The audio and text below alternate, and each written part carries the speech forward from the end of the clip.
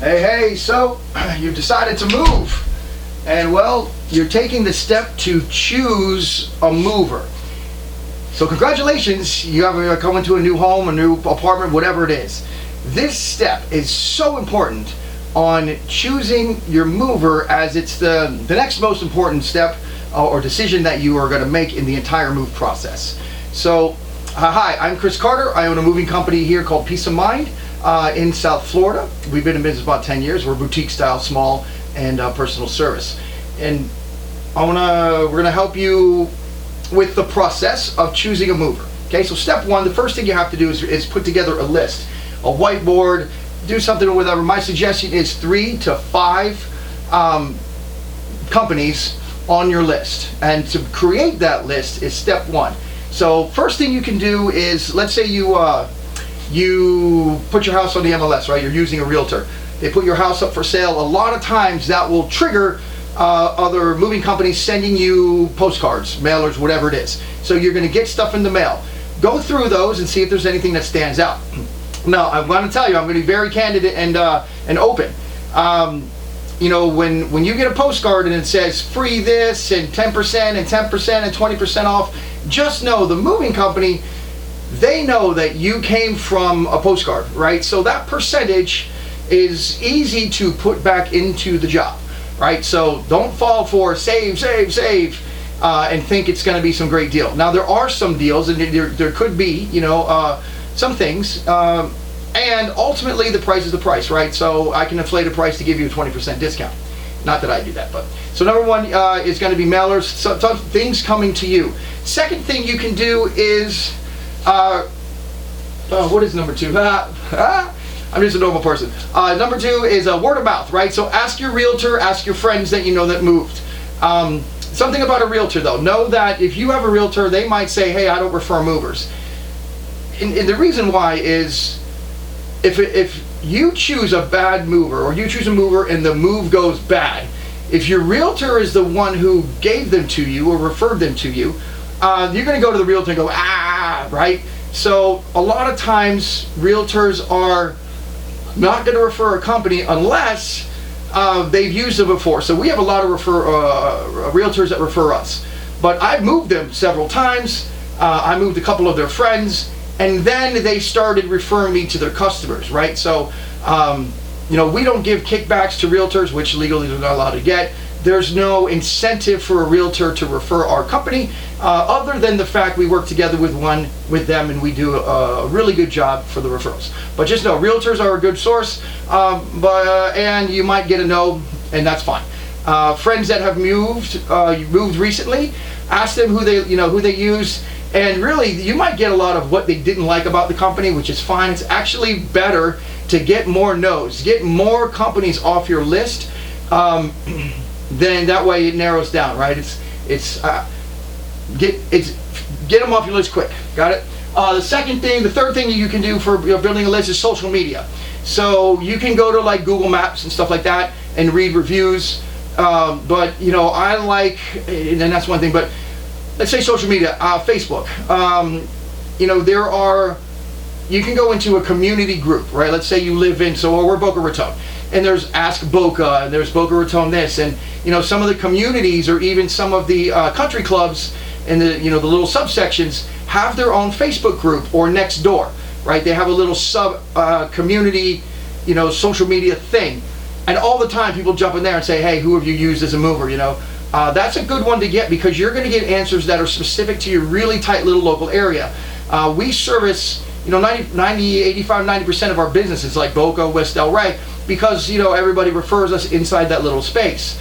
So we know the neighborhoods, we know the weird things about certain communities and stuff like that. So, you know, inside groups is a really good way, because you're going to get honest, real feedback. So you got Facebook for that, Nextdoor for that.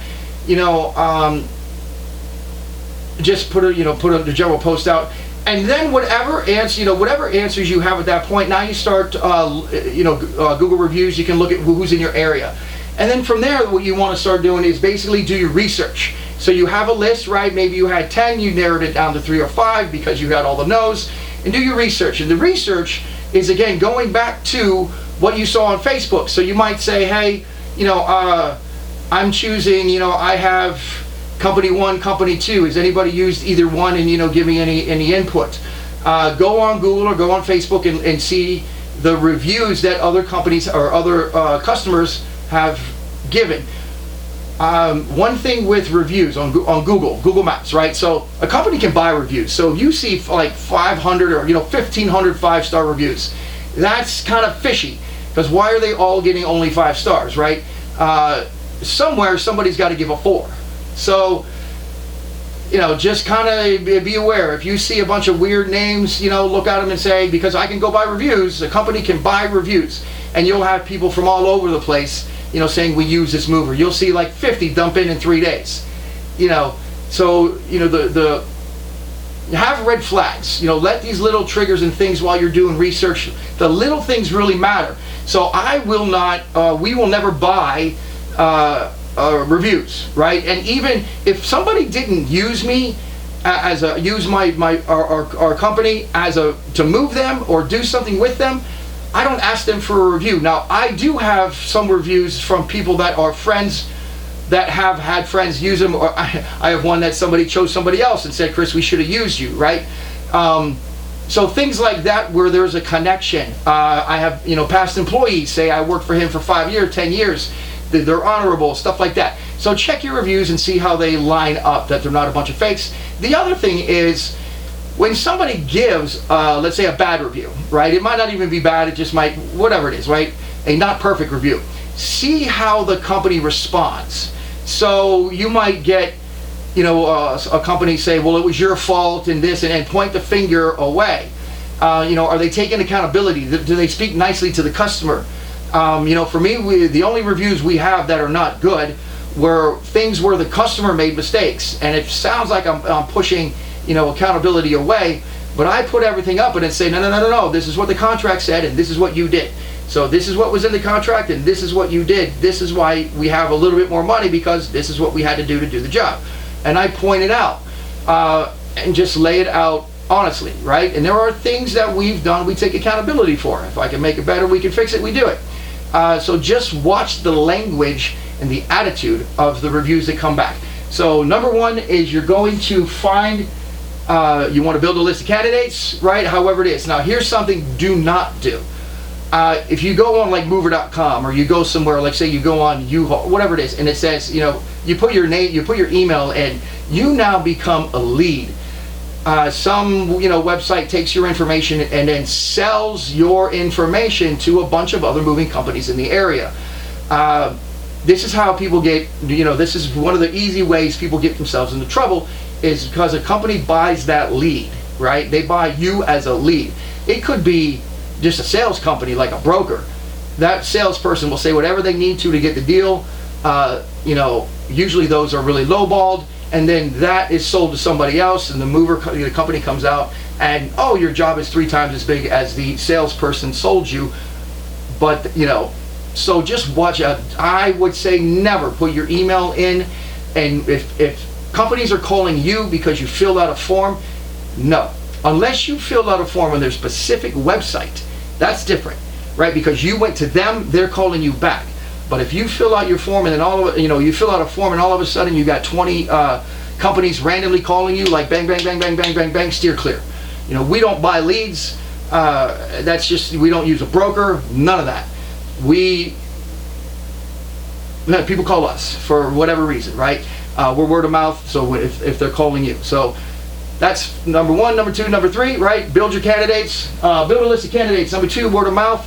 Ask your friends, your realtor. Number 3, go on social media. Ask everybody else. And then number 4, do your research. The 5th thing you're going to do is now is make the calls. So you're going to call the ones that you choose.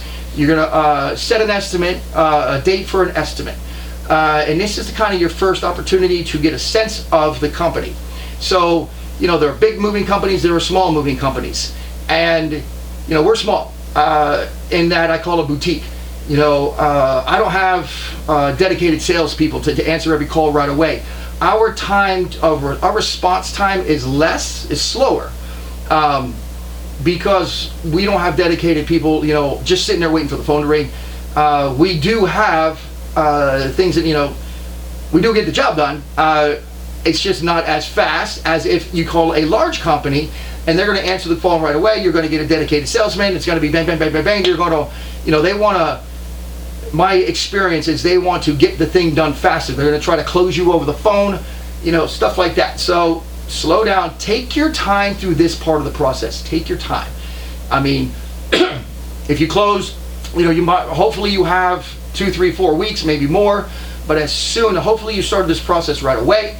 But don't just choose the first person you call and allow them to close you over the phone. Do your research. Got it? From here, there's another video. You want to check it out. Number 2 is how to get basically cultivating effective estimates. You play a large role in how to get an effective estimate. So watch the next video. That's what you want to do. I'm Chris Carter, Peace of Mind Moving, and this is your moving tips of the day. Bye. How does this thing turn off?